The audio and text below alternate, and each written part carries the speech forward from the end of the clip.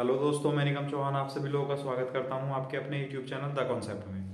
बच्चों, हम डिस्काउंट पढ़ रहे थे और डिस्काउंट को जो है हमने जिस टाइप के क्वेश्चन कल तक कर लिए थे, वो उम्मीद है कि आप सब लोगों को समझ आ गए होंगे और आप सब लोगों ने उसकी प्रैक्टिस भी की होगी।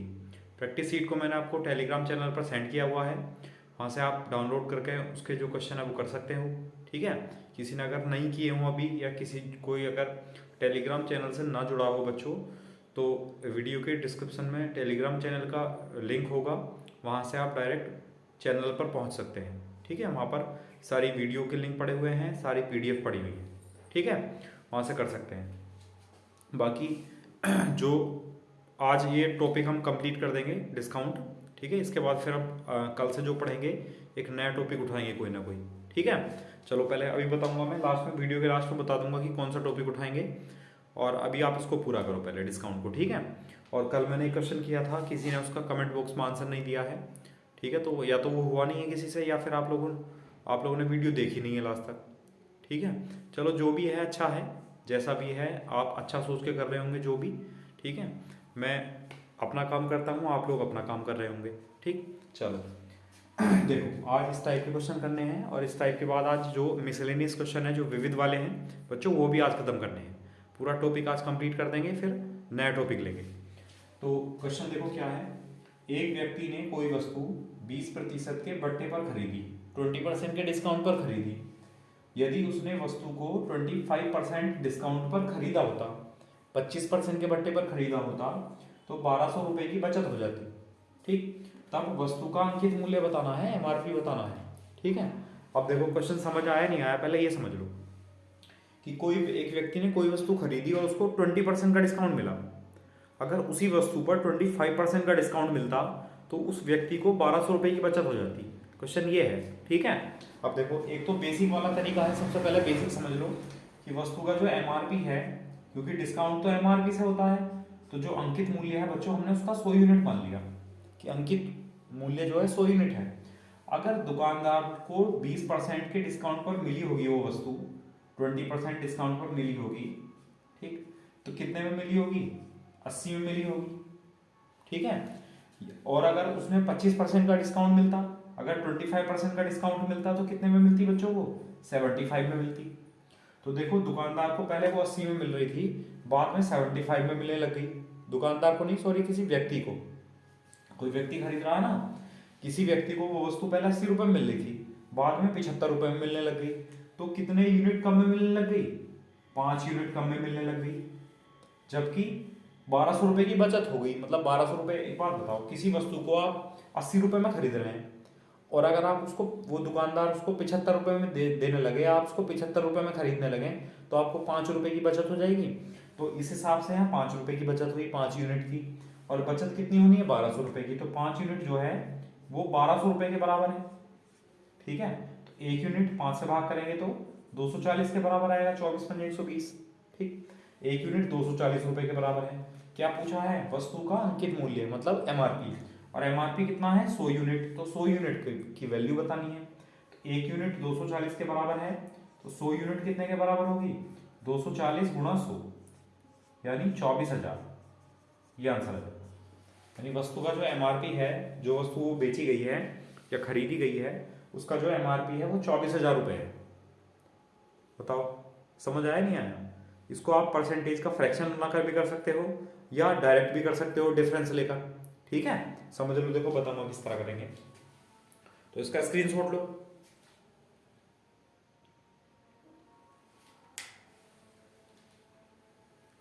ठीक है, अब देखो अगर आपको परसेंटेज का बच्चों फ्रैक्शन बनाना है, तब देख लो। देखो 20% है, तो 20% का फ्रैक्शन कितना हुआ? 1/5 डिस्काउंट है। 25% है, तो 25% का फ्रैक्शन कितना हुआ? 1/4, ये भी डिस्काउंट है। तो बच्चों ये क्या होगा? 5, ये होगा एमआरपी, अंकित मूल्य 5। और क्योंकि डिस्काउंट पर खरीदी गई है वस्तु, तो 5 माइनस 1 4 क्या आ जाएगा? ये आ जाएगा बच्चों सीपी, यानी क्रय मूल्य। क्योंकि उसने कहा है व्यक्ति ने कोई वस्तु 20% बट्टे पर खरीदी, सीपी। डिस्काउंट के बाद उसने खरीदा है, तो सीपी आ गया। डिस्काउंट देता तो यहाँ एसपी लिख देते, वैल्यू यही रहती 5 से 4। ये मैं आपको पहले बता चुका हूँ शुरू वाली वीडियो में, ठीक है। 25% का फ्रैक्शन 1/4, ये भी डिस्काउंट है, तो ये क्या होगा एमआरपी। एमआरपी कितना होगा बच्चों 4, और क्योंकि इसमें भी खरीदा है तो 4 में से 1 यानी 3, ये क्या आ जाएगा सीपी, ठीक है। अब जब वस्तु एक है तो उसका जो एमआरपी है वो तो सेम ही होगा। भाई उसने कहा है कि 20% के बट्टे पर खरीदी थी, फिर उसने अनुमान लगाया, उसने तो खरीद ली 20% की डिस्काउंट पर, लेकिन उसने फिर अनुमान लगाया कि अगर उस वस्तु को 25% के डिस्काउंट पर खरीदता तो यहाँ भी डिस्काउंट है, यहाँ भी डिस्काउंट है, तो ये एमआरपी से दिया गया होगा और ये भी एमआरपी से दिया जाएगा, तो दोनों वस्तुओं का एमआरपी सेम होगा, मतलब दोनों बार वस्तु तो एक ही है, एमआरपी तो सेम ही होगा।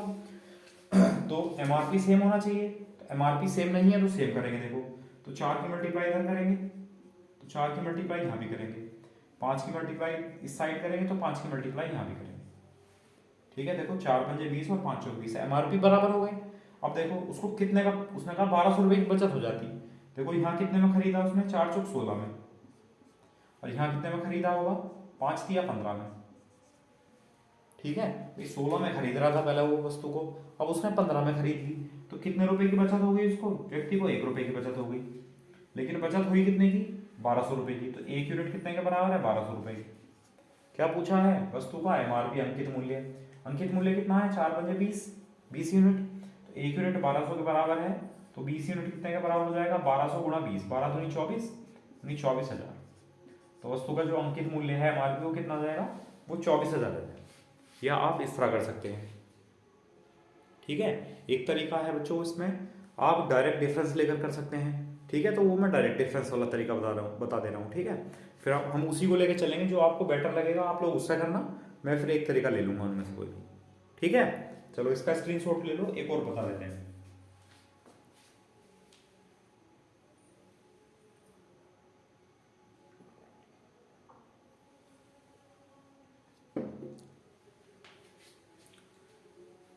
देखो नेक्स्ट,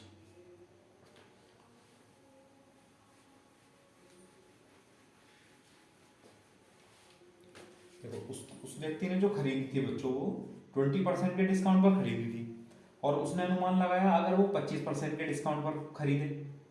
तो एक बात बताओ, जितना ज़्यादा डिस्काउंट मिलता चला जाएगा, जितना ज़्यादा डिस्काउंट मिलता चला जाएगा तो ग्राहक को फायदा होगा, जो व्यक्ति खरीदेगा उसको बेनिफिट होता चला जाएगा, फायदा। तो यहाँ पर देखो कितने परसेंट का बेनिफिट हुआ, 5% का, ठीक है। जबकि बेनिफिट कितना होगा सर, 1200 रुपये। तो यहाँ बचत जो होगी वो 5% की बचत होगी, और कितने की बचत है, 1200 रुपये की, तो 5% बराबर है 1200 रुपये। अब या तो आप यहाँ डायरेक्ट 100% निकाल दो, क्योंकि एमआरपी से जो बट्टे से डिस्काउंट से जो 100% आएगा बच्चों, वो क्या होगा, एमआरपी होगा। अगर ये प्रॉफिट लॉस होता ना, तो प्रॉफिट या लॉस से जो डिफरेंस हो गया 100% आता, तो वहां पर सीपी आता। यहाँ पर डिस्काउंट से 100% आएगा तो वो क्या आएगा बच्चों, एमआरपी, ठीक है। और वही हमसे पूछा है, तो आप ऐसा कर सकते हो, 100 बनाने के लिए 20 से मल्टीप्लाई कर दें। भाई अगर हम यहाँ 20 से मल्टीप्लाई करेंगे तो यहाँ भी 20 से मल्टीप्लाई कर देंगे, या फिर आप 1% निकाल दो और फिर 100% निकाल देना, ठीक है। जैसे 20 पंजे 100, 100% कितने के बराबर है, 12 दूनी 24, और 2 जीरो ये और एक 20 वाला जीरो, कितना हो जाएगा, 24। और 100% बच्चों ये क्या आएगा, ये एमआरपी आएगा, अंकित मूल्य आएगा। बताओ, है ना। या इस तरीके से कर सकते हैं। तो जो भी तरीका आपको आसान लगा हो आप उसका यूज करें, और आसान लगने का मतलब ये नहीं है कि आपको रटनी पड़ रही चीजें। ऐसा मेथड होना चाहिए जिससे कि जो समझ आए, है ना, और जो समझ में आई हुई चीजें होती हैं उसमें हमें रटना नहीं पड़ता, वो फिर बहुत टाइम के लिए हमारे दिमाग में बस जाती हैं बस, ठीक है। चलो इसका स्क्रीनशॉट लो, फिर अगला क्वेश्चन लिखते हैं।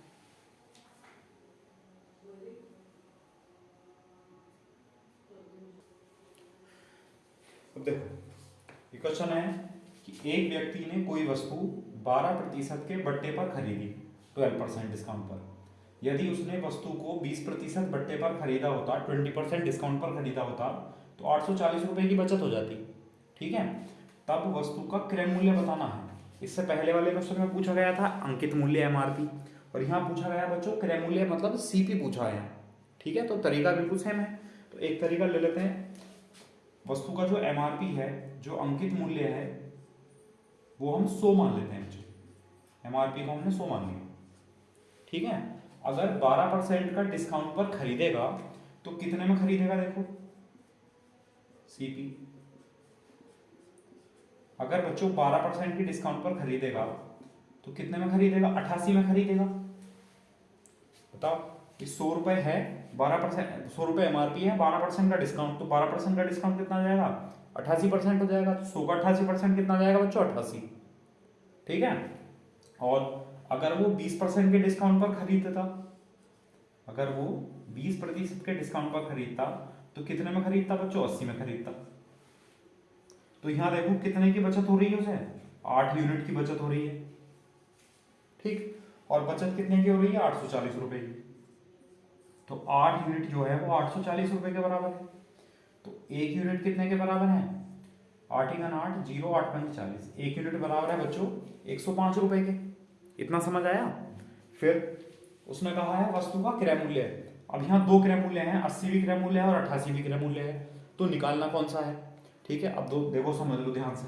उसने कहा है एक व्यक्ति ने कोई वस्तु 12% के बट्टे पर खरीदी, मतलब खरीद चुका है वो, ठीक है। तो 12% डिस्काउंट पर खरीदी है, तो मतलब क्रय मूल्य कौन सा आएगा, 88 यूनिट वाला। ये तो उसने अनुमान लगाया है, ये तो उसने ये कहा है कि यदि उसने वस्तु को 20% बट्टे पर खरीदा होता, 20% पर खरीदा होता तो उसको इतने की बचत हो जाती, ठीक है। तो ये तो अनुमान है बच्चों, खरीदा कितने में है, 12% के डिस्काउंट पर वो खरीद चुका है। तो 12% का डिस्काउंट यानी 88 में खरीद चुका है, तो हमें क्या निकालना है, 88 यूनिट निकालना है। अगर 88 यूनिट निकाल देंगे तो क्या आ जाएगा, वो क्रय मूल्य आ जाएगा, ठीक। तो एक यूनिट 105 के बराबर है बच्चों, 88 यूनिट कितने के बराबर होगा, 105 × 88, ठीक है। अब सोल्व कर लो, 100 की गुणा करेंगे तो 88 100 हो जाएगा, और 5 × 8 = 40, 5 × 8 = 40, 4 × 44, तो यह जाएगा बच्चों 0429, 9240 रुपए। ये क्या आ जाएगा, वस्तु का क्रय मूल्य आ जाएगा सी, ये आंसर हो जाएगा। बताओ समझ आया नहीं आया, फिर से समझ लो एक बार। देखो, तो वस्तु का जो एमआरपी है वो हमने 100 मान लिया। अब क्वेश्चन की लैंग्वेज पढ़ते हैं। एक व्यक्ति ने कोई वस्तु 12% के बट्टे पर खरीदी, बस 12% के डिस्काउंट पर खरीदी होगी, तो 100 रुपए एमआरपी है, तो 88 में खरीद ली होगी उसने, ठीक है। फिर उसने कहा यदि, अब अनुमान शुरू हो गया, ठीक है। यदि उसने वस्तु को 20% बट्टे पर खरीदा होता, अगर 20% डिस्काउंट पर खरीदा होता, एमआरपी 100 है, 20% के बट्टे पर खरीदेगा बच्चों, तो कितने में खरीदेगा, 80 में खरीदेगा। तो क्या होता, तो 840 रुपए की बचत हो जाती। अब यहाँ देखो, पहले वो 88 यूनिट में खरीद रहा था, खरीद चुका है वो, और अगर वो 80 यूनिट में खरीदता तो कितने का बेनिफिट होता, कितने का लाभ होता व्यक्ति को, उसको तो 8 यूनिट का लाभ होता। और लाभ कितने का हुआ, 840 रुपए का, ठीक है। तो एक यूनिट बराबर 840, 8 यूनिट बराबर 840, एक यूनिट बराबर आया बच्चों 105 के बराबर, ठीक। अब हमसे पूछा तब वस्तु का क्रय मूल्य ज्ञात कीजिए। तो क्रय मूल्य मतलब कब खरीदा उसने तो 12% बट्टे पर वो वस्तु खरीद ली है, मतलब 88 यूनिट में खरीद ली है, तो हमें 88 यूनिट का मान बताना है। तो एक यूनिट 105 के बराबर है, तो 88 यूनिट 105 × 88, तो कितना है, 9240 रुपये। बताओ समझ आया नहीं आया, कर लेंगे इस टाइप से। चलो, अगर वो उसमें ऐसा कहता या मेंशन करता कि बाद में वस्तु का क्रय मूल्य कितना होगा, तो बाद में क्रय मूल्य होगा बच्चों 80 यूनिट, तो एक यूनिट 105 के बराबर है, तो यहाँ 80 यूनिट निकाल देते। फिर कब, जब ये पूछा होता कि बाद में क्रय मूल्य है, क्या पूछा होता नया क्रय मूल्य कितना होगा, ठीक है। तो नया क्रय मूल्य बच्चों कितना आ जाता, 80 यूनिट। बताओ समझ आया, कर लेंगे। चलो ठीक है, अब अगला क्वेश्चन लिखते हैं नेक्स्ट, इसका स्क्रीनशॉट लो।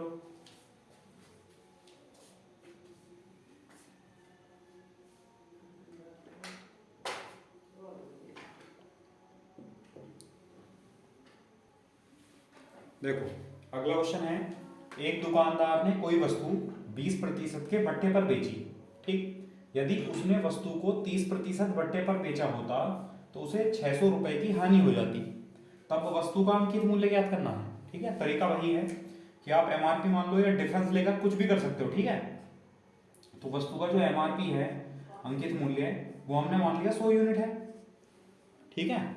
और दुकानदार ने कोई वस्तु 20% बट्टे पर बेची, तो जब वो डिस्काउंट दिया होगा उसने 20% का, तो कितने पर बेची होगी? तो वो 80 में बेची होगी। ये क्या आएगा? एसपी। ये क्या आएगा बच्चों? विक्रय मूल्य यानी एसपी।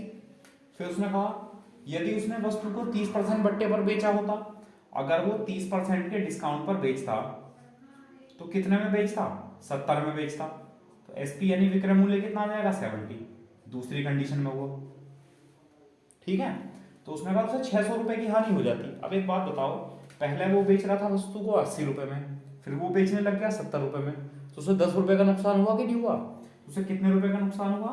10 रुपए का नुकसान हुआ बच्चों। 10 यूनिट की हानि हुई। और हानि हुई कितने की है उसे? 600 रुपए की। तो 10 यूनिट 600 रुपए के बराबर है, तो 1 यूनिट बच्चों 60 रुपए के बराबर है। अब उसने पूछा है तब वस्तु का अंकित मूल्य है, और अंकित मूल्य यानी एमआरपी कितना है? 100 यूनिट। तो हमें 100 यूनिट का मान निकालना है। तो 1 यूनिट 60 रुपए के बराबर है, तो 100 यूनिट हो जाएगा बच्चों 60 गुणा 100 यानी 6000 रुपये।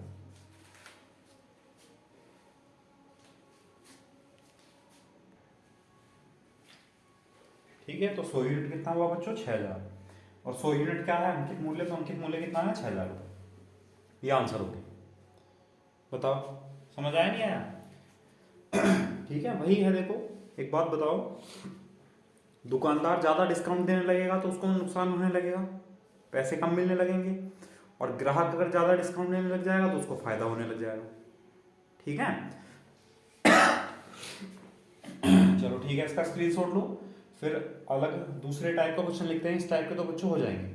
ठीक है, चलो देखो नेक्स्ट।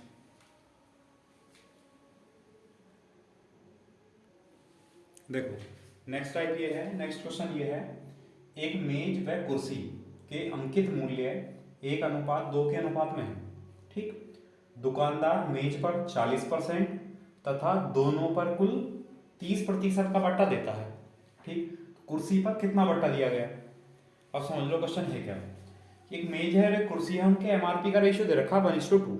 ठीक है, फिर कहा उसने कि वो मेज पर तो 40% का डिस्काउंट देता है और दोनों पर मिलाकर कुल 30% का डिस्काउंट देता है।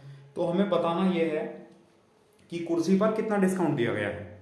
ठीक है, अब इसका जो बेसिक मेथड है बच्चों वो मैं बता दे रहा हूँ आपको। एक मेज है और एक कुर्सी है, तो हमने लिखा पहले मेज और फिर लिखा बच्चों कुर्सी। मेज और कुर्सी है के अंकित मूल्य यानी एमआरपी। एमआरपी 1:2 के अनुपात में है तो 1:2 लिख दिया। अब क्योंकि आंसर में जब कुर्सी पर डिस्काउंट बताना है, परसेंटेज में पूछा गया होगा बच्चों। ठीक है, परसेंटेज में डिस्काउंट बताना है, तो जब हमसे पूछा गया है परसेंटेज में तो हम कुछ भी मान सकते हैं। और कुछ भी मानने का मतलब है आसान वैल्यू मान लो। तो हम इसको ऐसा मान लें कि 100 ये है और 200 ये है। कुर्सी का मेज का एमआरपी 100 रुपये है, कुर्सी का एमआरपी 200 रुपये। बताओ ये चीज़ समझ आई? तो कुछ भी मान सकते हो, तो हमने 2 जीरो लगा दिए मैं दोनों में। ठीक, फिर उसने कहा दुकानदार मेज पर 40% का डिस्काउंट देता है। अब अगर मैं बात करूं मेज पर, तो मेज पर कितना डिस्काउंट है बच्चों? 40%। अगर मैं 100 का 40% निकालूंगा तो 40 क्या आएगा बच्चों? 100 का 40% आएगा 40। 40 क्या आएगा? डिस्काउंट आएगा यानी बट्टा आएगा। 40 क्या आएगा? डिस्काउंट। यानी कितने रुपए का डिस्काउंट हुआ? 40 रुपए का डिस्काउंट हुआ। ठीक है, अगर आप 100 में से घटाकर निकालते तो 60 रुपए बच्चों डिस्काउंट नहीं आता, 60 रुपए वो विक्रय मूल्य आता है एसपी, तब भी कोई फर्क नहीं पड़ता, तब घटा के निकाल लेते डिस्काउंट कितना है। ठीक है, लेकिन चलो, तो 40 रुपए का बट्टा तो मेज पर मिल गया, 40 रुपए की कमी तो मेज पर हो गई। अब उसने कहा दोनों पर कुल 30% का बट्टा हुआ है। अगर मैं बात करूं कुल, तो कुल दोनों का जो एमआरपी है बच्चों, कुल का एमआरपी कितना हुआ? 100 + 200 यानी 300 रुपए हुआ। कुल का अंकित कुल एमआरपी है, कुल अंकित मूल्य है 300 रुपए। 100 + 200 यानी 300 रुपए। तो कुल एमआरपी पर कितने परसेंट का डिस्काउंट है? 30% का। तो इसका 30% निकाल दो। तो इसका 30% कितना हुआ बच्चों? 300 का 30% हुआ 90 रुपए। अब आप लोग एक बात बताओ कि मेज और कुर्सी दोनों पर मिलाकर कितने रुपए कम किए उस व्यक्ति ने? 90 रुपए कम किए। और केवल मेज पर कितने रुपए कम किए? 40 रुपए कम किए। तो ये जो 50 रुपए और बचे हैं ये कहाँ कम हुए होंगे? ये कुर्सी पर ही तो कम हुए होंगे बच्चों। तो कितने रुपए कम हुए कुर्सी पर? 50 रुपए। बताओ भाई, मेज पर 40 रुपए कम हुए, दोनों पर मिलाकर 90 रुपए कम हुए, तो 90 में से 40 घटाएंगे तो 50 रुपए और बच गए हैं। तो ये 50 रुपए कहाँ से कम हुए होंगे? तो ये कुर्सी में से तो कम हुए होंगे। तो कुर्सी का मूल्य कितना है? 200 रुपए। तो 200 रुपए में से 50 रुपए कम हो गए, मतलब 50 रुपए का डिस्काउंट हो गया। तो डिस्काउंट परसेंटेज निकालना है, तो कितना परसेंटेज, कितना डिस्काउंट होगा बच्चों? 50 का। कितने से? 200 से। और परसेंटेज के लिए इंटू 100, तो इतने परसेंट का डिस्काउंट आया। 2 जीरो से 2 जीरो कैंसिल हो जाएंगे। 50/2 कितना है बच्चों? 25%, 25%। ये आंसर आ जाएगा। इसका मतलब जो कुर्सी पर डिस्काउंट किया गया होगा वो कितना होगा? 25% होगा। बताओ समझ आया नहीं आया? फिर से एक बार समझ लो। देखो, मेज और कुर्सी के अंकित मूल्य 1:2 के अनुपात में थे। एमआरपी जो है मेज और कुर्सी के वो 1:2 के अनुपात में थे। तो हमने थोड़ा आसान बनाने के लिए इसको 100 मान लिया, इसको 200 मान लिया। ठीक है। फिर उसने कहा मेज पर तो 40% का बट्टा है, तो इसका हमने केवल 40% निकाल दिया, तो इसका 40% आया 40 रुपए। तो बच्चों अगर केवल 40% निकालेंगे तो केवल बट्टा आएगा, केवल डिस्काउंट आएगा कि कितने रुपए कमी हुई है। तो 100 का 40% यानी 40 रुपए, तो ये डिस्काउंट आया बच्चों बट्टा। मतलब मेज के मूल्य में से कितने रुपए कम हो गए? 40 रुपए कम हो गए। फिर उसने कहा तथा दोनों पर कुल 30% का बट्टा देता है। अब दोनों का एमआरपी कितना है? 100 रुपए ये और 200 रुपए ये, तो टोटल 300 रुपए एमआरपी है कुल। तो कुल पर 30% का बट्टा है, 300 का 30% निकाल दिया केवल। तो 300 का 30% बच्चों कितना है? 90 रुपए। ठीक है, मतलब टोटल पर 90 रुपए की कमी हुई है और मेज पर 40 रुपए की कमी हो गई। तो 50 रुपए किससे बचे? 50 रुपए जो कम हुए होंगे वो कुर्सी से ही तो कम हुए होंगे। ठीक है। अब 200 रुपए एमआरपी था कुर्सी का और उसमें से 50 रुपए कम कर दिए गए, डिस्काउंट दे दिया गया। तो कितना डिस्काउंट दिया गया? 50 रुपए का। कितने रुपए से? 200 रुपए से। और परसेंटेज के लिए गुणा 100। तो कुर्सी पर कितना परसेंट डिस्काउंट दिया गया होगा? 25%, 25% का डिस्काउंट दिया गया होगा। समझ आया? इसको हम एलिगेशन से और कर सकते हैं। ठीक है, जो मिक्सचर एंड एलिगेशन होता है उसमें जो एलिगेशन मेथड होता है बच्चों, हम इसको एलिगेशन से और कर सकते हैं। ठीक है, मैं आपको समझाता हूं, पहले आप इसका स्क्रीनशॉट लें।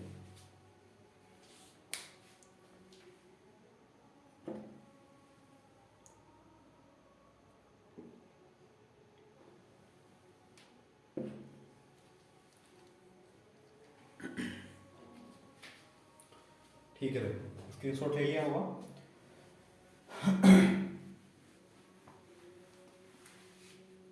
अब देखो, जो मेज है, मेज को मैं लिख दिया बच्चों और कुर्सी को कै लिख दिया। मेज को मैं, कुर्सी को कै।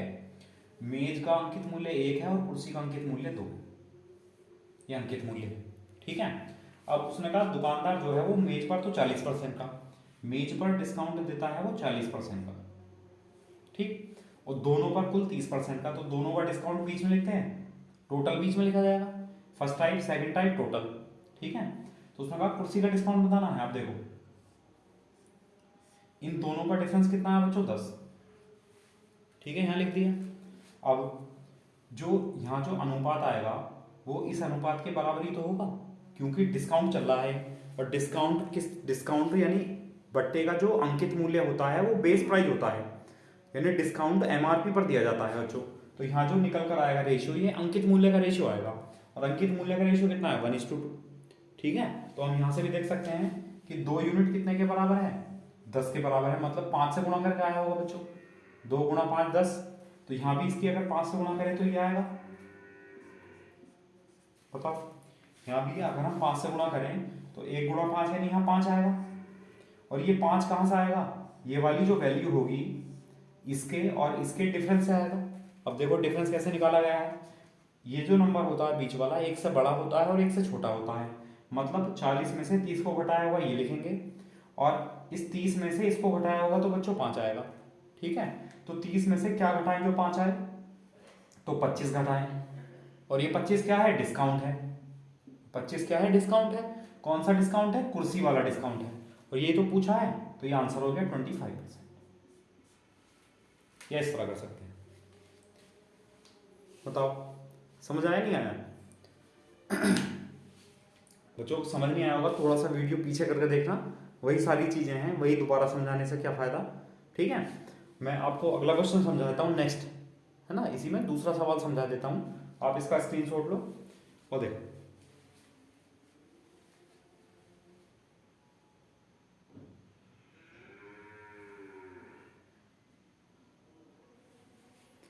देखो अगला क्वेश्चन ये है, एक पेन व नोटबुक के अंकित मूल्य जो है वो 2:3 के अनुपात में है।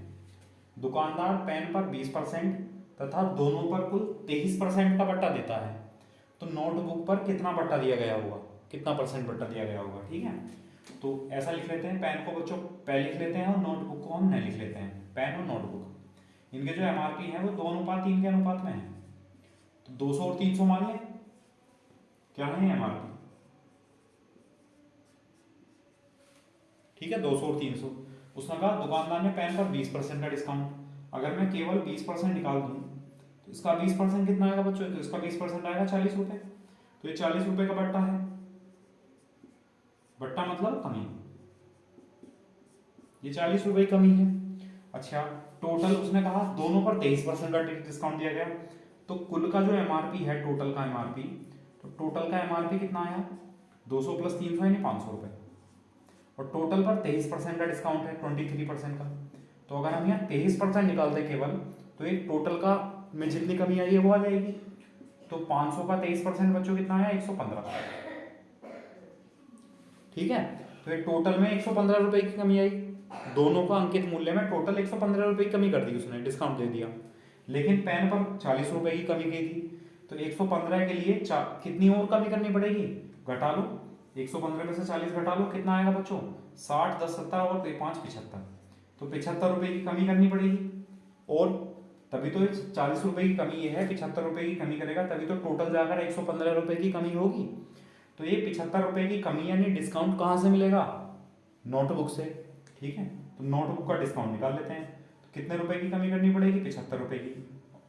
और किससे बच्चों, एमआरपी से यानी 300 से, और परसेंटेज के लिए इंटू 100, तो 2 जीरो से 2 जीरो, 75/3 कितना आ जाएगा, 25।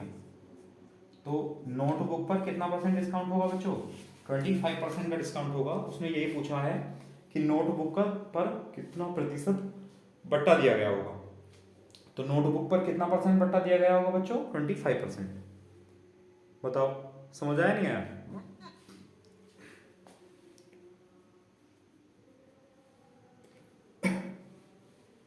बताओ कर लेंगे, कोई दिक्कत नहीं है। चलो ठीक है, इसका स्क्रीनशॉट लो, फिर इसको एलिगेशन से बताता हूँ। ठीक है, करते चलो साथ साथ।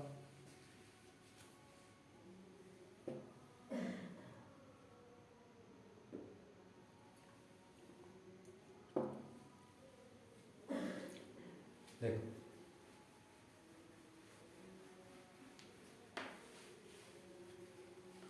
जैसे कि एक पेन है और एक नोटबुक है, इनके जो एमआरपी है वो 2:3 के अनुपात में है, 2:3 के अनुपात में है।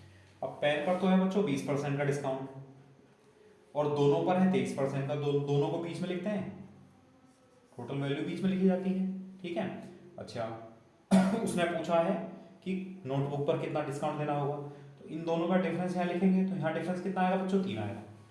ठीक है, और इन दोनों का डिफरेंस यहाँ लिखेंगे, मतलब ये जो डिस्काउंट होगा ये और इसका डिफरेंस यहाँ आएगा। अब ये जो अनुपात आएगा बच्चों ये एमआरपी का आएगा, तो देखो ये भी एमआरपी है, 3 यूनिट कितने के बराबर है, 3 के, यानी 1 से गुणा करके आया, 3 गुणा 1 3, तो यहाँ भी 1 से गुणा करके आ जाएगा, यानी 2 गुणा 1 2, मतलब इन दोनों का डिफरेंस ये और इन दोनों का डिफरेंस ये, बड़े में से छोटा घटाया जाता है। अब यहाँ ध्यान दो थोड़ा सा, इन दोनों में ये बड़ा है, मतलब इसमें से इसको घटाया है, तो यहाँ से इसमें से इसको घटा के ये आया होगा, तो किस नंबर में से 23 घटाएं जिससे कि 2 आ जाए, तो 25 में से अगर हम 23 घटाएंगे तभी तो 2 आएगा। ठीक है, तो यहाँ क्या हुआ, ये नोटबुक का डिस्काउंट आएगा कितना कितना परसेंट बच्चों, 25%, 25%। बताओ समझ आया नहीं आया, कर सकते हैं सब लोग। अच्छा मान लो अगर किसी को दिक्कत हो इसमें, है ना, अगर आपको दिक्कत हो इसमें, ये समझ ना आए यूनिट वाला हिसाब, तो आप यहाँ x मान सकते हो। ठीक है, आप ये मान लो कि यहाँ x% का डिस्काउंट होगा। ठीक, तो यहाँ इन दोनों का डिफरेंस क्या आया, मतलब इसमें से इसको घटाया तो ये आया, तो इस बार x में से इसको घटाएंगे यहाँ आएगा, x में से 23 को घटाएंगे तो बच्चों कितना आएगा, x माइनस 23 आएगा। तो ये किस चीज का अनुपात आया, एमआरपी का। ये एमआरपी का अनुपात है, ये भी एमआरपी का अनुपात है, बराबर कर लो। तो यहाँ से कितना है, देखो यहाँ से लेंगे पहले x माइनस 23 बटे 3, x माइनस 23 बटे 3 बराबर 2/3, बराबर 2/3 से 3 कैंसिल हो गए, 23 उधर जाएगा प्लस हो जाएगा, तो x बराबर हो जाएगा 23 + 2 यानी 25। और x क्या था, वो नोटबुक पर दिया गया डिस्काउंट था, तो कितना होगा बच्चों, 25%। ये आंसर है। बताओ समझ आया। आप अगर डायरेक्ट समझने में दिक्कत आए तो फिर x मानकर कर सकते हो, आंसर में कोई फर्क नहीं है, अगर कैलकुलेशन आपकी सही है तब। ठीक है चलो इसका स्क्रीनशॉट लो, फिर एक क्वेश्चन और लिख लेते हैं। देखो नेक्स्ट,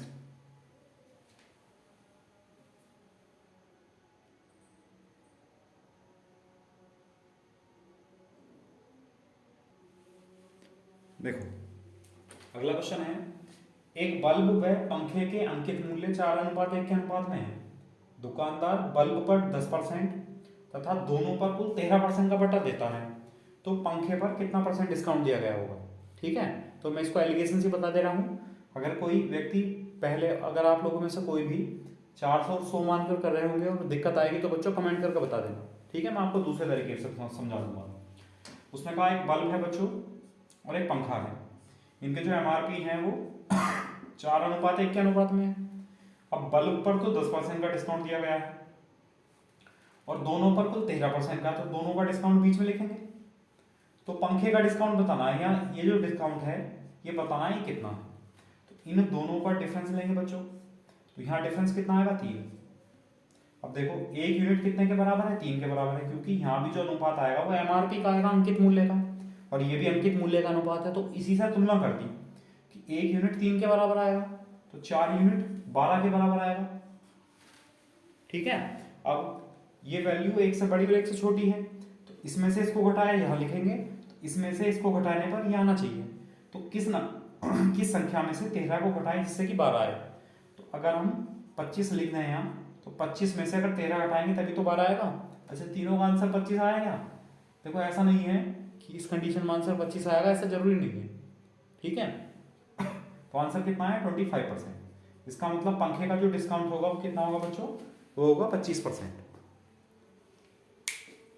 बताओ कर लेंगे। चलो दूसरे तरीके से भी आप लोग करके देखना, अगर किसी को समस्या आएगी तो बता देना, मैं आपको उस तरीके से बता दूंगा। ठीक है, इसका स्क्रीनशॉट लो। फिर अब हम और मिसलेनियस टाइप की तरफ चलते हैं, विविध टाइप और भी। ठीक है इस टाइप के हो जाएंगे आप।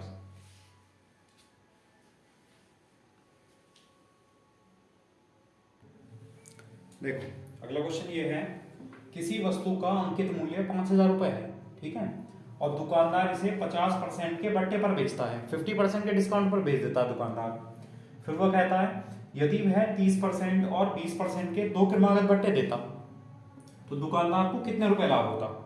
ठीक है देखो अगर हमें 30% और 20% का ये पता चल जाए कि इन दोनों के बराबर एक डिस्काउंट कितना होगा, तो हम लाभ या हानि जो भी होगी दुकानदार को हम बता सकते हैं। ठीक है, तो एक तो तरीका बच्चों ये है कि एक तो डिस्काउंट है 50% का, ठीक है, और एक है 30% एंड 20% का, 30% एंड 20% का।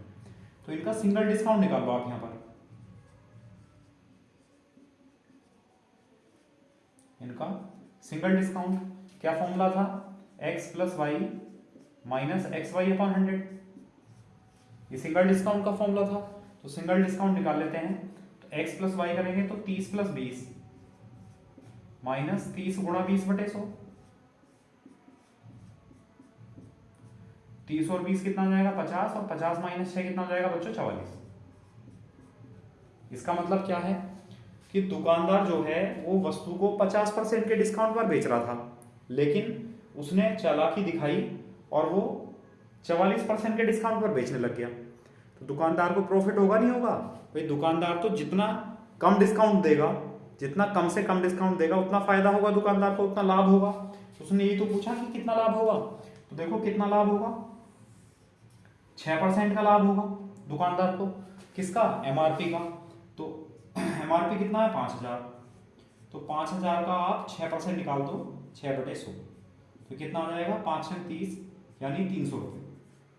तो दुकानदार को कितने रुपए का लाभ हो जाएगा बच्चों? दुकानदार को 300 रुपये का लाभ हो जाएगा, 300 रुपये का फायदा हो जाएगा। बताओ, समझ आया? दोबारा समझ लो भाई, वो 50% का डिस्काउंट दे रहा था, लेकिन उसने कहा अगर वो 30% और 20% का बट्टा देने लग जाए तो ठीक है। तो 30% और 20% का जब हमने सिंगल डिस्काउंट निकाला, एकल बट्टा या समतुल्य बट्टा निकाला जब, तो वो कितना आया बच्चों? 40% आया।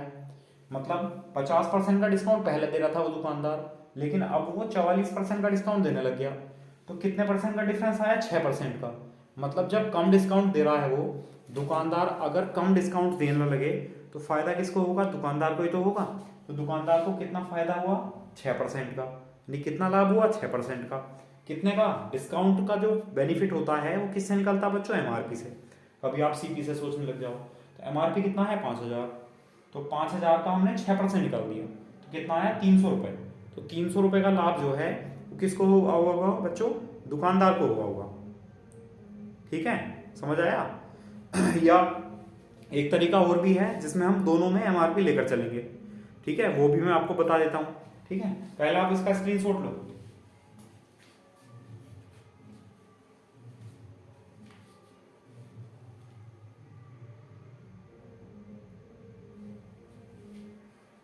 ठीक है, अब देखो दूसरा तरीका क्या हो सकता है। दूसरा तरीका बच्चों ये हो सकता है कि वस्तु का जो एमआरपी है वो 5,000 रुपये है। वस्तु का एमआरपी 5,000 रुपये है और दुकानदार 50% के बट्टे पर बेचता है, तो कितने में बेचेगा? इंटू 50/100। डिस्काउंट को 100 में से घटाकर निकालेंगे, तो 100 में से आप 50 को हटाएंगे तो 50 ही आएगा। 50/100 तो कितना आया ये? 5×5 = 2500, यानी 2500 रुपये में उसको बेचा जाएगा। दुकानदार उसको कितने में बेच देता? 2500 रुपये में बेच देता, अगर 50% का डिस्काउंट देता तो। ठीक है, लेकिन उस दुकानदार ने क्या किया? 30% और 20% के 2 क्रमागत बट्टे दे दिए। मतलब डिस्काउंट तो एमआरपी से दिया जाएगा। एमआरपी कितना था बच्चों? 5,000। अब उसने एक डिस्काउंट तो दिया 30% का, मतलब 70/100। ठीक है, और दूसरा डिस्काउंट बच्चों दिया 20% का, तो इंटू 80/100। ठीक है, ये क्या आएगा? एसपी आएगा, विक्रय मूल्य। अब इसको सॉल्व कर लो बस। 2 0 से 2 0 कैंसिल, और एक 2 0 से 2 0 कैंसिल। ठीक है, अब देखो ये 7 गुणा 5 8 40 यानी 400, यानी 7 चौक 28, 2800 रुपये। अब आप देखो वो दुकानदार जो है पहले तो उस वस्तु को बेच रहा था 2500 रुपये में, और बाद में उसने ऐसा डिस्काउंट दिया जिससे कि बेचने लग गया 2800 रुपये में। तो ज्यादा में बेचने लग गया तो फायदा ही नहीं, लाभ ही तो होगा दुकानदार को। कितना लाभ होगा? 2800 - 2500 यानी 300 रुपये का। तो यही तो पूछा है, कितना लाभ होगा? तो 300 रुपये का लाभ हो जाएगा उस दुकानदार को। ये आंसर है। बताओ, समझ आया? कभी कभी ये थोड़ी कैलकुलेशन टफ हो जाती है, तो आप नेट डिस्काउंट वाला यानी सिंगल डिस्काउंट वाला फॉर्मूला यूज करेंगे तो आसान रहेगा। ठीक है, बाकी आपको जो भी आसान लगा हो, जो भी अच्छे से समझ में आया हो, आप उसको लेकर चलें। ठीक है, मेरी बात मत मानो, किसी की बात मत मानो, अपने मन की बात मानो बस। ठीक है चलो स्क्रीनशॉट लो, एक क्वेश्चन और लिख लेते हैं इस पर।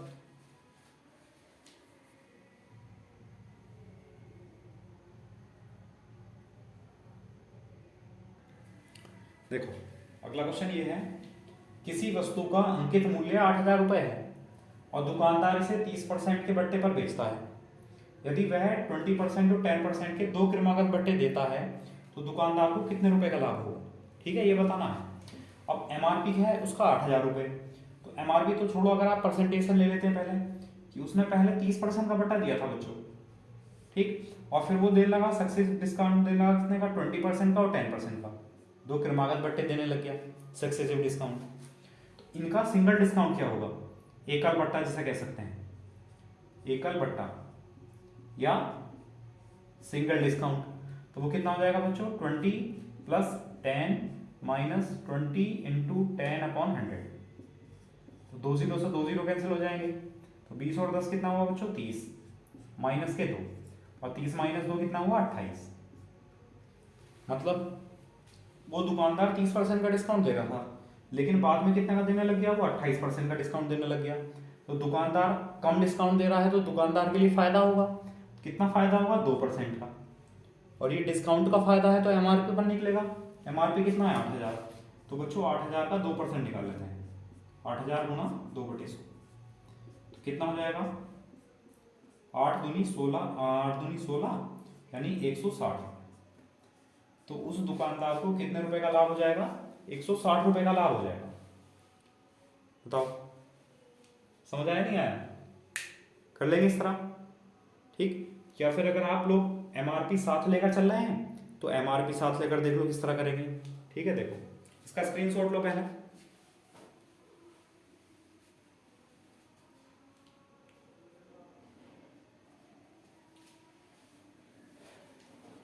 ठीक है। या फिर देखो एमआरपी है 8,000 रुपये, 8,000।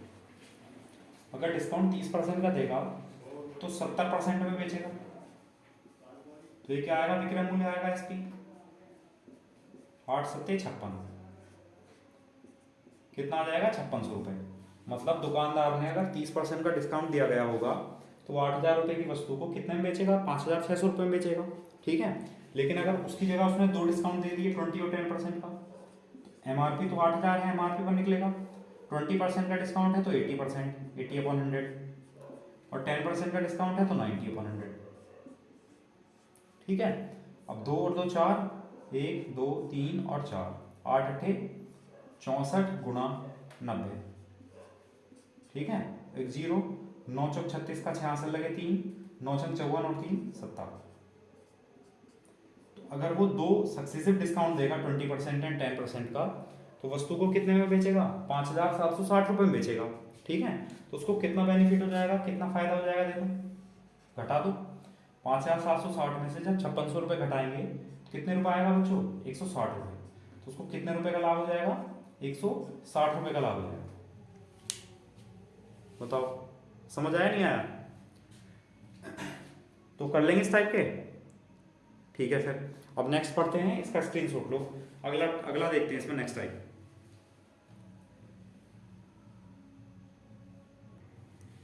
देखो नेक्स्ट क्वेश्चन ये है, एक व्यक्ति अपनी वस्तुओं पर क्रय मूल्य से 40% अधिक अंकित करता है, ठीक है। वह 75% वस्तुओं का विक्रय अंकित मूल्य पर करता है, मतलब 75% वस्तुओं को तो अंकित मूल्य पर बेच देता है, तथा शेष वस्तुएं जो बची 25% वस्तुएं बची उसमें भी शेष वस्तुओं का विक्रय 40% डिस्काउंट यानी छूट पर करता है, डिस्काउंट पर करता है। तो बताना है कुल लाभ परसेंट कितना होगा, ठीक है। अब एक बात बताओ आप लोग, क्या यहाँ पर आपको टोटल वस्तुएं पता है कितनी हैं? नहीं पता। क्या किसी वस्तु का एमआरपी पता है? बिल्कुल नहीं पता। और क्योंकि परसेंटेज में हमें क्योंकि आंसर जो पूछा है वो परसेंटेज में पूछा है तो आप कुछ भी मानकर चल सकते हैं, कोई दिक्कत नहीं है, ठीक है।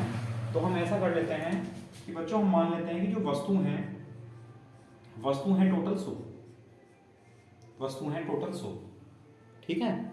और जो एमआरपी है वो हम एक वस्तु का 1 रुपया मान लेते हैं, एक वस्तु का 1 एमआरपी मान लेते हैं। तो इन 100 वस्तुओं का एमआरपी कितना हो जाएगा? 100। लेकिन उसने कहा एक व्यक्ति अपनी वस्तुओं पर क्रय मूल्य से 40% अधिक अंकित करता है, तो हमने वस्तु मान ली 100, ठीक है। अब एक वस्तु का अंकित मूल्य, एक वस्तु का जो क्रय मूल्य है सीपी वो हमने मान लिया बच्चों 1 रुपया है। तो सभी का सीपी कितना हुआ? तो सभी का सीपी हुआ बच्चों, सभी का टोटल का सीपी हुआ 100 रुपये, ठीक है। और एमआरपी कितना हुआ? उसने कहा कि जो एमआरपी है, अब 100 वस्तुएं हैं, 100 वस्तुओं का क्रय मूल्य तो 100 हो गया, लेकिन उसने कहा अंकित मूल्य जो है 40% अधिक अंकित करता है। किससे? क्रय मूल्य से। तो क्रय मूल्य से 40% अधिक मतलब 140 अंकित करता है। ये कितने वस्तुओं का अंकित मूल्य है बच्चों? ये सभी 100 वस्तुओं का अंकित मूल्य है, ठीक है। अब देखो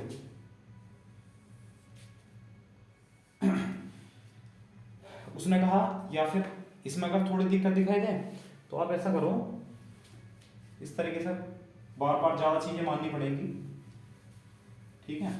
तो आप ऐसा करो, उसने कहा 75% वस्तु हैं बच्चों, तो 75% यानी 75 वस्तु, अगर हमने 100 वस्तुएं मानी है तो 75 वस्तु और 25 वस्तु, इस तरह देख लो 75 वस्तु और 25 वस्तु कितनी होगी 100 वस्तु। अब एक वस्तु का जो सीपी है, एक वस्तु का जो सीपी है बच्चों हमने चलो 100 मान लिया, एक वस्तु का सीपी 100 है, ठीक है।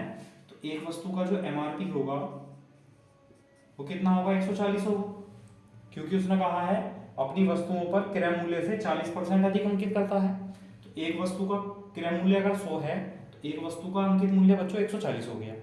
अब वो वस्तु बेचना शुरू करता है, ठीक है, वो वस्तु बेचना शुरू करता है। वो किस प्रकार बेचता है, उसने कहा वह 75% वस्तु मतलब 75 वस्तु, तो विक्रय मूल्य का विक्रय जो है वो अंकित मूल्य पर करता है, मतलब इन 75 वस्तुओं को तो अंकित मूल्य पर बेच देता है। और एक वस्तु का अंकित मूल्य 140 रुपए है, तो 75 वस्तुओं का अंकित मूल्य कितना हुआ 75 गुना 140, तो इनको तो इतने में बेच देगा 75 वस्तुओं को, ठीक है। फिर शेष जो वस्तुएं बची प्लस, अब शेष जो वस्तुएं हैं शेष वस्तुओं को विक्रय मूल्य पर 40% के डिस्काउंट पर बेचता है। अब देखो बेचेगा कितनी वस्तु 25 गुणा, अब एक वस्तु का एमआरपी है बच्चों 140, तो एक वस्तु का एमआरपी हमने 140 लिख दिया। अगर वो एमआरपी पर बेचता है इनको तो हम यहीं छोड़ देते, लेकिन उसने कहा है कि वो शेष वस्तुओं को 40% छूट पर मतलब डिस्काउंट पर बेचता है। अब ये एमआरपी है ना इनका, ये 25 वस्तुओं का एमआरपी आ गया, 40% छूट पर बेचेगा मतलब 60/100 इतने में बेचेगा। भाई इनको तो एमआरपी पर बेच रहा था 140 पर एमआरपी पर, इनको डिस्काउंट पर बेचेगा तो देखो आप वैसे भी देख लो अगर अलग से निकालेंगे तो 140 एमआरपी है, 140 एमआरपी है, 40% डिस्काउंट पर बेचेगा तो इतने में बेचेगा एक वस्तु को, तो 25 वस्तुओं को कितने में बेचेगा गुणा 25, ठीक है। सॉल्व कर दो, 2 जीरो से 2 जीरो कैंसिल हो गए। अब ये कितना आया, या आप यहाँ कॉमन लेके भी कर सकते थे वैसे, ठीक है, कॉमन लेके ज़्यादा आसान हो जाएगा, लेकिन चलो अब जब कैंसिल आउट कर ही दिया तो कोई दिक्कत नहीं है। 0 14 5 70 7 14 7 98 और 98 और 7 कितना हुआ बच्चे 105, ठीक, प्लस ये कितना हुआ 25 गुणा 6 कितना हुआ 150, 150 गुणा 14, ठीक है। तो 10500 प्लस 0 14 5 70 14 के 14 7 21, तो टोटल कितने में बेच दिया देखो 2 0 और 5 और 1 6 2 1, यानी 12,600 रुपये में बेच दिया। कितनी वस्तुओं को 100 वस्तुओं को, तो 100 वस्तुएं उसने खरीदी भी तो होंगी, लाभ प्रतिशत पूछा है, लाभ निकलता है क्रय विक्रय से, ठीक है। तो ये तो है विक्रय मूल्य, ठीक है। अगर मैं क्रय मूल्य की बात करूं सीपी की बात करूं तो एक वस्तु का क्रय मूल्य कितना है 100 रुपए है, और वस्तु है 75 और 25 100 तो 100 वस्तुएं हैं, तो 100 वस्तुओं में एक वस्तु का क्रय मूल्य 100 है, तो 100 वस्तुओं को कितना हो जाएगा 100 गुणा 100 मतलब 10,000, तो वस्तुओं को 10,000 में खरीदा और बेचा कितने में 12,600 में बेचा, तो कितना प्रॉफिट हुआ तो 2600 का प्रॉफिट हुआ। और क्योंकि प्रतिशत में पूछा है तो लाभ बटे क्रय मूल्य, क्रय मूल्य कितना है 10,000 गुणा 100, 2 0 से 2 0, ये 2 0 से 2 0, तो कितने परसेंट का डिस्काउंट आया बच्चों, प्रॉफिट आया सॉरी, तो 26% का डिस्काउंट आया, बार बार डिस्काउंट आ रहा है सॉरी 26% का क्या है बच्चों प्रॉफिट, 26% का लाभ, और लाभ ही उसने पूछा था प्रतिशत लाभ कितना हो। बताओ क्वेश्चन समझ आया नहीं आया, एक बार इसका स्क्रीनशॉट लो, मैं फिर से समझाने की कोशिश करता हूँ एक बार।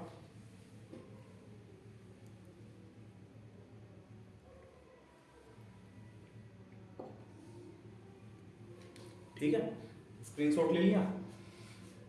पूरे क्वेश्चन में ना तो किसी वस्तु का एमआरपी दे रखा था ना सीपी दे रखा था, ना वस्तुओं की संख्या दे रखी थी।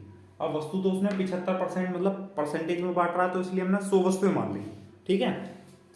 तो 100 वस्तुओं को 75% 75 वस्तु और बाकी बची कितनी 25 वस्तु, इस तरह तोड़ दिया।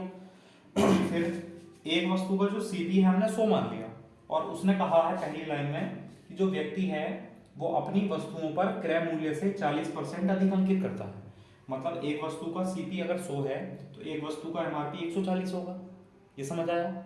फिर वह 75% वस्तुओं का विक्रय, तो 75% 100 में से 75% मतलब 75 वस्तु, तो तो 75% वस्तुओं का विक्रय अंकित मूल्य पर करता है, मतलब 140 पर। ये 140 एक वस्तु का एमआरपी है, तो 75 वस्तुओं का एमआरपी 75 गुना 140। ठीक है, अभी मैं इसी को आसान बना दूंगा, थोड़ी कैलकुलेशन ज़्यादा कर ली हमने, बताऊंगा। फिर शेष बची 25 वस्तुएं। फिर उसने कहा शेष वस्तुओं को, 25 वस्तुएं जो है, इनका जो विक्रय करता है, इनको जो बेचता है, वो 40% डिस्काउंट पर बेचता है बच्चों।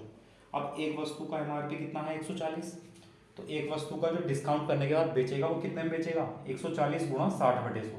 एक वस्तु को इतने में बेचेगा, और बेचनी कितनी है 25 वस्तु, तो गुणा 25 कर दिया, तो ये भी विक्रय मूल्य आया। तो ये टोटल विक्रय मूल्य आ गया बच्चों 12,600 रुपये।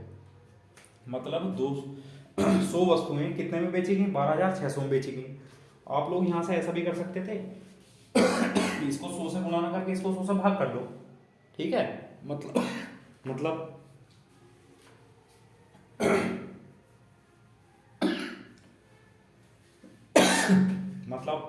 ये 12,600 कितनी वस्तुओं का विक्रय मूल्य है बच्चों, 75 + 25 यानी 100 वस्तुओं का।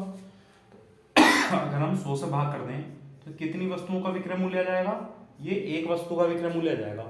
मतलब एक वस्तु कितने में खरीदी, एक वस्तु बच्चों 100 में खरीदी, और एक वस्तु कितने में बेच दी, 126 में बेच दी। तो ये और भी आसान हो गया कि 100 से कितना ज़्यादा, 26 ज़्यादा, तो 26% क्या हुआ बच्चों, प्रॉफिट। या आप ऐसा भी कर सकते हो, ठीक है, कि एक वस्तु का विक्रय मूल्य है तो एक वस्तु का क्रय मूल्य लेके चलो, तब भी आंसर आएगा। समझ गए, परसेंटेज में वस्तुओं से कोई फर्क नहीं पड़ता। आप एक वस्तु को 10% लाभ पर बेचो, सभी को 10% लाभ पर बेचो, तभी टोटल ओवरऑल क्या आएगा, 10% लाभ ही आएगा। ठीक है, चलो स्क्रीनशॉट तो ले लिया आपने। अच्छा, अगर आपको इससे और आसान बनाना है, थोड़ी सी कैलकुलेशन आसान बनानी है, तो इसे एक बार और देख लो थोड़ा सा। इसमें यहाँ आप कॉमन लेके कर सकते हो, मतलब किस तरह कॉमन लेना है। 75 वस्तुओं को तो वो अंकित मूल्य पर बेचता है, मतलब अंकित मूल्य है 140, इतने पर बेच देगा। जो बाकी की 25 वस्तुएं बच गई हैं उनको वो डिस्काउंट पर बेचेगा, लेकिन डिस्काउंट तो एमआरपी से दिया जाएगा। तो एमआरपी कितना आया, 140 गुणा 40% का डिस्काउंट है तो 60/100, इतने में बेच देगा। ठीक है, यानी 20 दिया 60 और 20 पंजे 100 और 5 पंजे 25। यहाँ से ये जो 140 है ये दोनों में से कॉमन आ जाएगा, तो 140 कॉमन ले लो बच्चों, तो ये कितना बचेगा 75 और ये प्लस 5 दिया 15, तो 75 और 15 कितना हो जाएगा 90। गुणा करेंगे 2 जीरो और 14 8 112, 14 9 126, 12,600 है ना। तो ये थोड़ी कम कैलकुलेशन हो जाएगी, या इस तरह कर सकते हो। इसके बाद तो जैसा बताया था कि 100 से भाग कर लो या 100 से भाग क्रय मूल्य को गुणा कर लो, हो जाना चाहिए। बताओ, कुछ समस्या है, कोई दिक्कत है इसमें?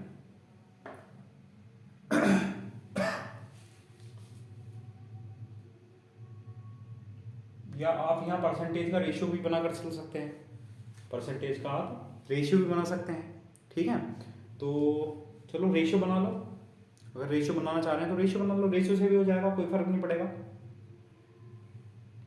ठीक है, मतलब बस इतना करना है, 25 या 75 लेनी है, 3 वस्तु हो गई तो यहाँ 1 वस्तु हो जाएगी। ये 3 वस्तुओं का विक्रय मूल्य है, यहाँ गुणा 1 वस्तु का विक्रय मूल्य, तो टोटल 4 वस्तुओं का विक्रय मूल्य आ जाएगा। ठीक है, चलो इसका स्क्रीनशॉट लो, फिर आगे लिखते हैं। नेक्स्ट क्वेश्चन देखो,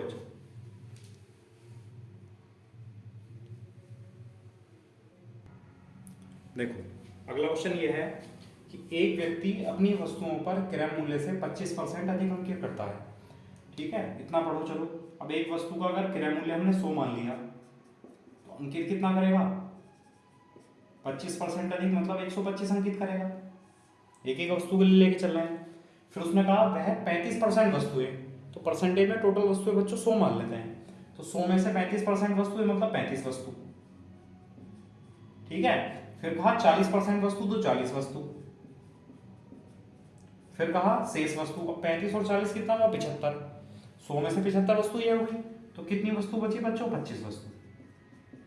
इस तरह बांट दिया हमने वस्तुओं को सबसे पहले। ठीक है, अब वो बेचना शुरू करता है, बेचता है, देखो किस तरह बेचता है। उसने कहा 35% वस्तुओं को, मतलब इस 35 वस्तुओं को का विक्रय मूल्य तो करता है वो अंकित मूल्य पर। अंकित मूल्य कितना है, 125।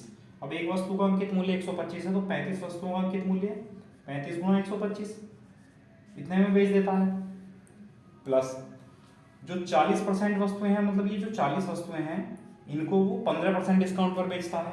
अब अंकित मूल्य 125 है तो गुणा 125, और 15% का डिस्काउंट लेगा बच्चों 85/100, इतने में बेच देगा। ठीक है, फिर 25 वस्तुएं यानी शेष, यानी 25 वस्तुएं, तो 25 वस्तुओं को 20% डिस्काउंट पर, डिस्काउंट अंकित मूल्य से दिया जाता है, अंकित मूल्य 125 है, तो 125 से 20% डिस्काउंट मतलब बच्चों 80%। उधर दिख रहा है या नहीं? 80 गायब, चलो लो, ठीक है। भाई अंकित मूल्य 125 था, 20% डिस्काउंट पर, तो अंकित मूल्य से 20% डिस्काउंट है, 80/100 में बेचेगा एक वस्तु को, तो 25 वस्तुओं को गुणा 25। इतना समझ आया? अब कुछ वैल्यू कॉमन ले लो। अब कुछ वैल्यू कौन सी कॉमन आ जाएगी? देखो 125 तो सब में से कॉमन आ जाएगा, तो अब 125 तो कॉमन ले लो सब में से, ठीक है, थोड़ी सी कैलकुलेशन कम हो जाएगी। 125 कॉमन ले लिया तो ये 35 प्लस 125 जब कॉमन ले लेंगे यहाँ से, तो 20 दूनी 40 और 20 पंजे 100, और 5 से 17, और 17 दूनी 34 बचेगा यहाँ से, ठीक है। 125 कॉमन ले लिया तो 25 से 4 बार कैंसिल, और 4 से 20 बार कैंसिल, तो यहाँ से 125 कॉमन आ गया तो 20 बचेगा, ठीक है। ये कितना हुआ? 125 गुणा, जोड़ेंगे तो 4 5 9, 2 3 5 और 3 8, गुणा 190 गुणा 89, ये विक्रय मूल्य आ गया। लेकिन बच्चों ये जो विक्रय मूल्य आया वो कितनी वस्तुओं का आया? वो 100 वस्तुओं का आया। अब हमें परसेंटेज में प्रॉफिट या लॉस चाहिए, तो परसेंटेज में प्रॉफिट या लॉस निकालने के लिए आप अनुपात लेके चलो क्रय मूल्य का और विक्रय मूल्य का, सीपी का और एसपी का, तब ज्यादा आसान रहेगा। एक वस्तु खरीदी गई 100 में, और ये वस्तु जो है कितनी है? ये वस्तु है बच्चों 100, तो 100 वस्तु इतने में बेची गई, तो एक वस्तु कितने में बेची जाएगी? 100 से भाग कर दो, तो विक्रय मूल्य कितना आया? 125 गुणा 89/100, ठीक है। सॉल्व कर लो, देखो 25 पंजे 125, 25 से 4 बार कैंसिल बच्चों, और 5 से 20 बार कैंसिल, और 20 चौक 80, मतलब खरीदा हमने 80 में और बेचा कितने में? 89 में, तो कितना प्रॉफिट हुआ? बोर्ड भर गया, इधर लिख लेते हैं, चलो कितना प्रॉफिट हुआ बच्चों? प्रॉफिट हुआ 9 रुपए का, और किससे? 80 से, और परसेंटेज बनाने के लिए इनटू 100, तो 20 चौक 80, 20 पंजे 100, 5 9 45, तो 45/4%, तो 45/4% का वहां पर प्रॉफिट हुआ, लाभ हुआ। बताओ ये समझ आया नहीं आया? पहले तो ये देखो नीचे दिख रहा है नहीं?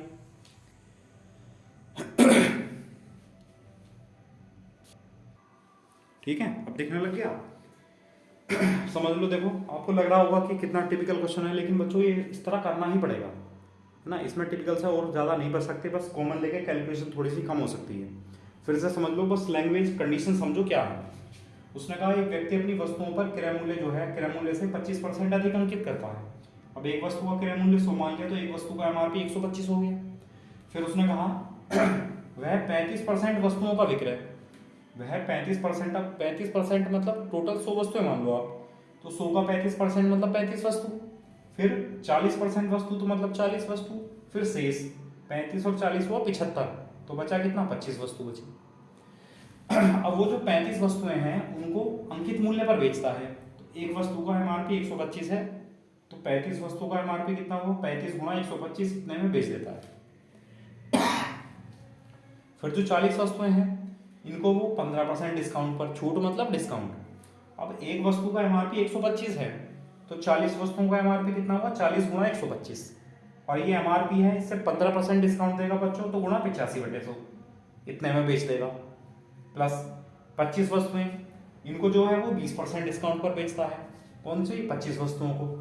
एक वस्तु का एमआरपी 125 है, तो 25 वस्तुओं का एमआरपी कितना हुआ? 25 गुणा 125, ये एमआरपी है, और 20% डिस्काउंट यानी 80/100 में बेचेगा, फाइनली इतने में बेच देगा। तो ये जो 125 है, हमने तीनों में से कॉमन ले लिया, इसको सॉल्व कर लिया, तो ये यहाँ तक जो आया था वो 100 वस्तुओं का विक्रय मूल्य आया था, और अगर 100 से भाग कर दिया तो एक वस्तु का विक्रय मूल्य हो गया। तो एक वस्तु का विक्रय मूल्य है, एक वस्तु का क्रय मूल्य है, और सॉल्व कर लिया, कितना आया? 45/4% का प्रॉफिट आया। बताओ समझ आया नहीं आया? तो कर लेंगे फिर, कोई दिक्कत नहीं है।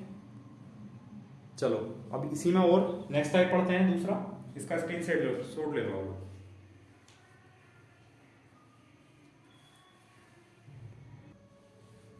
देखो ये नेक्स्ट क्वेश्चन है, किसी वस्तु का बट्टा यानी डिस्काउंट विक्रय मूल्य का 30% है, ठीक है।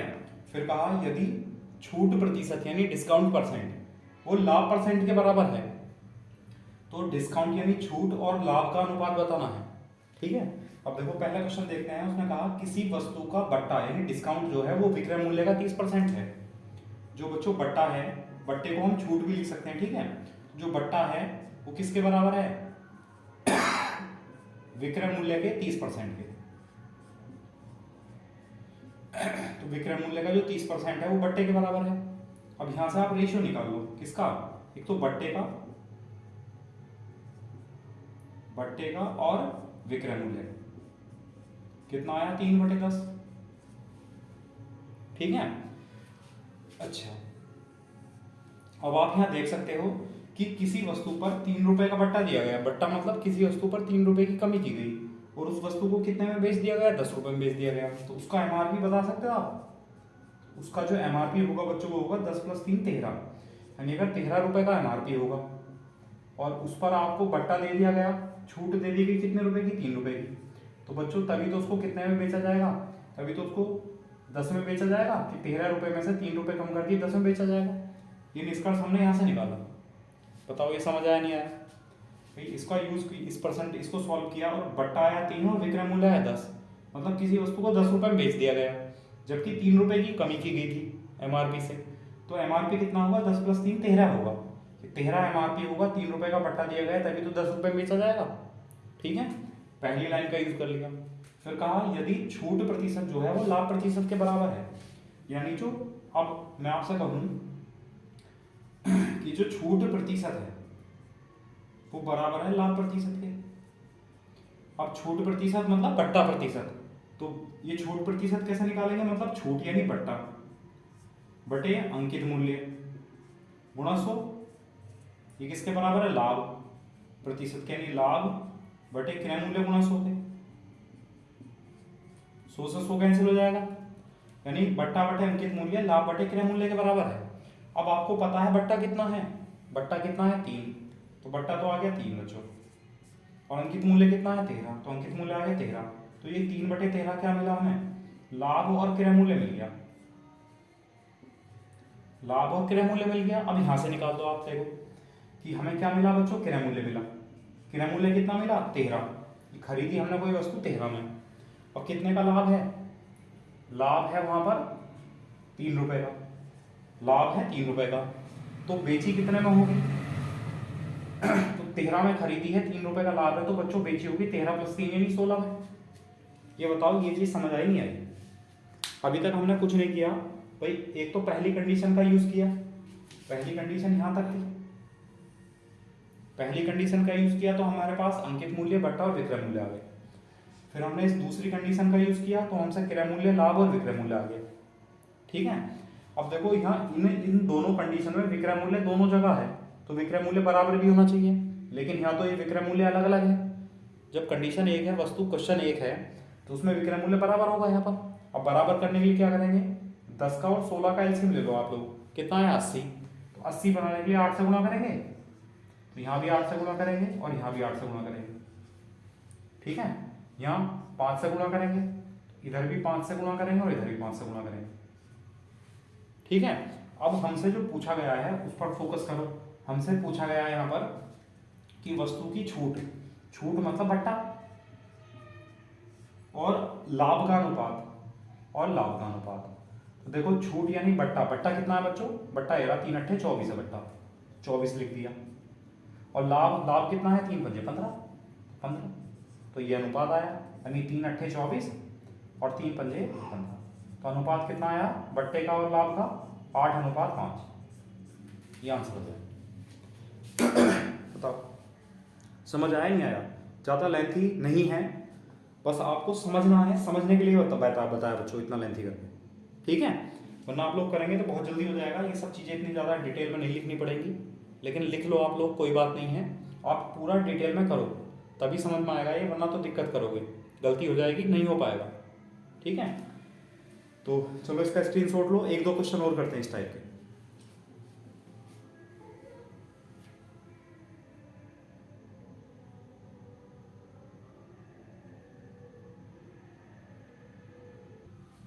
देखो अगला क्वेश्चन है, किसी वस्तु का विक्रय मूल्य बट्टे का 7 गुना है, यदि छूट प्रतिशत लाभ प्रतिशत के आधे के बराबर हो तो छूट तथा क्रय मूल्य का अनुपात ज्ञात करना है। कोई बात नहीं, चलते हैं पहली कंडीशन में। किसी वस्तु का जो विक्रय मूल्य है मतलब एसपी है बच्चों, विक्रय मूल्य मतलब एसपी, वो बट्टे का 7 गुना है। बट्टा मतलब डिस्काउंट, डिस्काउंट का 7 गुना क्या है? विक्रय मूल्य।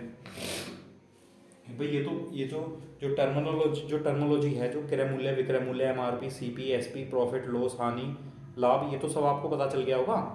अब डी मतलब डिस्काउंट, एसपी मतलब विक्रय मूल्य। अगर हम यहाँ से रेशियो निकाल दें तो एसपी और डिस्काउंट का कितना हो जाएगा? 7/1।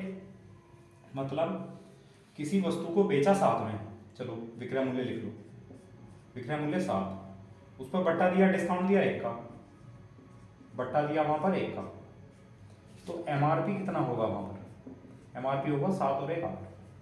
क्योंकि सोचो भाई 8 रुपये एमआरपी है, 1 रुपये कम करेगा तभी तो 7 में बेचेगा। ठीक है, फिर कहा छूट प्रतिशत जो है वो लाभ प्रतिशत के आधे के बराबर है। दूसरी कंडीशन ये है कि जो छूट का प्रतिशत है, डिस्काउंट, ऐसा लिख दो इसे कि डिस्काउंट प्रतिशत जो है वो बराबर है प्रॉफिट परसेंटेज के आधे के बराबर। ठीक है, और डिस्काउंट परसेंट कैसे निकालेंगे? डिस्काउंट अपॉन एमआरपी इंटू 100 बराबर 1/2 अलग लिख लो इसे। प्रॉफिट परसेंटेज मतलब प्रॉफिट अपॉन सीपी इंटू 100। भाई लाभ प्रतिशत लाभ बटे क्रय मूल्य गुणा 100, डिस्काउंट प्रतिशत डिस्काउंट बटे एमआरपी गुणा 100, आधा 1/2 तो था ही पहले से, 100 से 100 कैंसिल हो गया। ठीक है, अब कुछ वैल्यू पुट कर सकते हैं, जैसे कि हमें पता है बट्टा कितना है? 1 का है, तो डिस्काउंट की जगह तो 1 लिख दिया। एमआरपी कितना है? एमआरपी है 8, एमआरपी की जगह लिख दिया 8, बराबर कितना है? 1/2 गुणा प्रॉफिट अपॉन सीपी। प्रॉफिट और सीपी के बारे में तो पता ही नहीं है कुछ भी, ऐसे लिख दिया। अब 2 से 4 बार कैंसिल हो गया, तो हम यहाँ से लिख सकते हैं कि 1/4 बराबर क्या हो गया बच्चों? प्रॉफिट अपॉन सीपी आ गया। ये दिख रहा है इधर नीचे।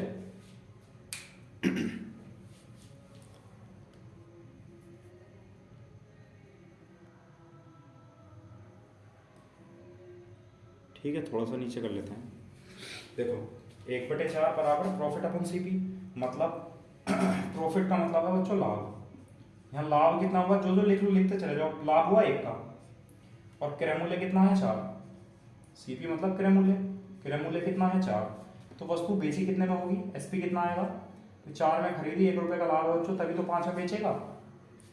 बताओ, इन दोनों रेशियो से जो 3 वैल्यू निकाली हैं, ये चीज समझ आई नहीं आई? ठीक है, अब देखो यहाँ पर ये भी विक्रय मूल्य है, ये भी विक्रय मूल्य है, तो बराबर होनी चाहिए। बराबर नहीं है तो ऊपर तो गुणा करेंगे 5 से, तो सभी को 5 से गुणा कर देंगे, और नीचे गुणा करेंगे बच्चों 7 से, तो सभी को 7 से गुणा कर देंगे। अब हमसे क्या पूछा है? छूट। ठीक है, छूट मतलब बट्टा, और क्रय मूल्य का अनुपात पूछा है। तो बट्टा कितना है, डिस्काउंट कितना बच्चों? 1 गुणा 5 यानी 5, और क्रय मूल्य कितना है? 4 7 28, तो कितना अनुपात आया? 5:28 की आंसर 5:28। बताओ, ये पहले जैसा ही क्वेश्चन है, बस इन रेशियो को तोड़ना समझ लो। मैं फिर से बता देता हूँ। देखो भाई किसी वस्तु को एसपी यानी बेच दिया 7 में, तो विक्रय मूल्य लिख दिया 7, डिस्काउंट दिया था 1 का, मतलब बट्टा हो गया 1। अब 7 में बेचा है, जबकि 1 रुपये की कमी की थी, तो एमआरपी कितना होगा? 8 रुपये। अगर वस्तु का एमआरपी 8 रुपये होगा, उसमें से 1 रुपये की कमी करेंगे तभी तो 7 में बेचेंगे। फिर ये आया प्रॉफिट अपॉन सीपी बराबर 1/4, मतलब प्रॉफिट मतलब 1 का है, मतलब लाभ है 1 का। सीपी यानी क्रय मूल्य 4 है, क्रय मूल्य 4 है। अब 4 रुपये में कोई वस्तु खरीदी, 1 रुपये का लाभ कमाओगे, तो 5 रुपये में तो बेचोगे, तो विक्रय मूल्य आ गया। इन दोनों को बराबर कर लिया, और फिर जो हमसे पूछा था उसका हमने रेशियो निकाल दिया। कर लेंगे इस टाइप का। ठीक है, चलो एक क्वेश्चन और करा देते हैं। ठीक है, इसका स्क्रीनशॉट लो आप लोग।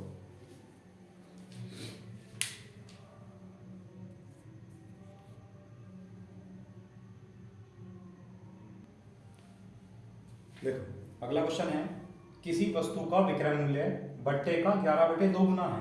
विक्रय मूल्य मतलब एसपी, एसपी जो है वो बट्टे का मतलब डिस्काउंट का 11/2 गुना है, तो लिख दिया। तो यहाँ से एसपी और डिस्काउंट कितना जाएगा, एसपी अपॉन डिस्काउंट बराबर जाएगा बच्चों 11/2। ठीक है, मतलब एसपी मतलब वस्तु को बेचा यानी विक्रय मूल्य कितना आएगा 11। डी मतलब डिस्काउंट यानी बट्टा, बट्टा कितना दिया गया था, वो दिया गया था बच्चों 2 का। ठीक, अब किसी वस्तु को 11 में बेचा, 2 रुपए की कमी की थी एमआरपी से, तो जो एमआरपी है अंकित मूल्य वो कितना जाएगा 11 + 2 यानी 13। भाई 13 लिखा हुआ था, 2 रुपए की कमी करेगा तभी तो 11 में बेचेगा। फिर उसने कहा छूट प्रतिशत जो है वो लाभ प्रतिशत के बराबर है। छूट प्रतिशत मतलब डिस्काउंट परसेंट, वो किसके बराबर है बच्चों, प्रॉफिट परसेंट के। ठीक, तो डिस्काउंट परसेंट कैसे निकालेंगे, डिस्काउंट अपॉन एमआरपी इंटू 100 बराबर प्रॉफिट अपॉन सीपी इंटू 100। ठीक है, इससे कैंसिल हो गया। अब डिस्काउंट कितना है देखो, बट्टा कितने का बच्चों 2 का, तो डिस्काउंट तो आ गया 2 का। एमआरपी कितना है, एमआरपी है 13, तो बराबर क्या आ गया, प्रॉफिट अपॉन सीपी आ गया। मतलब प्रॉफिट मतलब लाभ, तो लाभ हुआ बच्चों 2 का। जो जो चीज लिखनी है ना उसमें लिख दो, बाद में कैलकुलेट करते रहेंगे। ठीक है, ऐसा मत करो कि पहले क्रय मूल्य लिखेंगे फिर लाभ लिखेंगे फिर विक्रय मूल्य लिखेंगे, कोई फर्क नहीं पड़ता। प्रॉफिट कितना है बच्चों 2 का, तो लाभ हो गया 2 का। खरीदा कितने में, खरीदा कितने में 13 में। क्रय मूल्य यानी सीपी कितना है बच्चों 13, तो विक्रय मूल्य बेचेगा 13 में, खरीदा 2 रुपए का लाभ है बच्चों, कितने में बेचेगा 15 में बेचेगा। अब यहाँ देखो ये विक्रय मूल्य बराबर होने चाहिए लेकिन नहीं है, क्योंकि यहाँ भी विक्रय मूल्य है यहाँ भी विक्रय मूल्य है, बराबर नहीं है तो बराबर करेंगे। कैसे करेंगे, इसकी मल्टीप्लाई तो 15 से करेंगे, तो सभी की मल्टीप्लाई 15 से करेंगे। ठीक है, इसकी मल्टीप्लाई 11 से करेंगे तो इसमें सभी की मल्टीप्लाई 11 से करेंगे, क्योंकि ये क्या है बच्चों, ये रेशियो है, ये एक तरह से अनुपात है, और अनुपात में जिससे एक नंबर की मल्टीप्लाई करते हैं उसी से सभी की मल्टीप्लाई करते हैं। अब देखो हमसे क्या पूछा गया है, तो हमसे पूछा गया है बच्चों छूट यानी डिस्काउंट यानी बट्टा, और अनुपात किसका, क्रय मूल्य मतलब सीपी का। तो जो बट्टा है डिस्काउंट वो कितना है बच्चों 15 दूनी 30, और क्रय मूल्य कितना है देखो, क्रय मूल्य है 11 × 13 कितना हुआ 143 143। अनुपात पूछा तो अनुपात 3 4 7 और 1 8 डिवाइड नहीं होगा, तो ये आंसर हो जाएगा बस। तो बट्टे और क्रय मूल्य का अनुपात आ जाएगा 30:143। बताओ कर लेंगे फिर इस टाइप के, कोई दिक्कत नहीं है। चलो इसका स्क्रीनशॉट लो।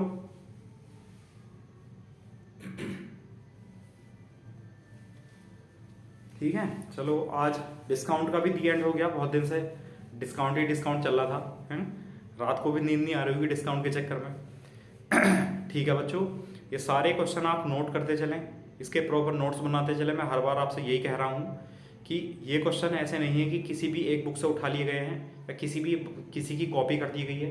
ठीक है बच्चों, अगर ऐसा भी है तो एक क्रोनोलॉजी बनाना बहुत ज़रूरी होता है। एक क्रोनोलॉजी में पढ़ाया गया है कि पहले आसान फिर उससे टिपिकल फिर उससे टिपिकल, समझ गए, और उसी तरीके से क्वेश्चन लिखाए गए हैं आपको। तो इतना हेल्पफुल होंगे अगर आप लोग नोट्स बनाएंगे, और आप देखना कि आपको जब एग्ज़ाम होगा तब कितना फ़ायदा होगा अगर मेरे तरीके से चलेंगे तब। ठीक है, अगर मेरे तरीके से चलेंगे, मेरा तरीका ये है कि पहले आप पूरी वीडियो देखो, पूरा सॉल्यूशन लिखो अपना नोटबुक में, फिर उसका प्रैक्टिस सीट निकालो। मेरी वाली जो प्रैक्टिस सीट दी है वो करो, और जो आपकी अपनी होगी किसी बुक से कर रहे होंगे तो वो भी करो। कोई भी समस्या आती है व्हाट्सअप नंबर मैंने दिया हुआ है, वहाँ पर आप क्वेश्चन सेंड कर सकते हैं। ठीक है, और उसके बाद जब ये सब हो जाएंगे, आप एक बार प्रैक्टिस कर लेंगे, 2 बार प्रैक्टिस कर लेंगे, उसके बाद बच्चों प्रैक्टिस कंबाइंड वाली कराएंगे।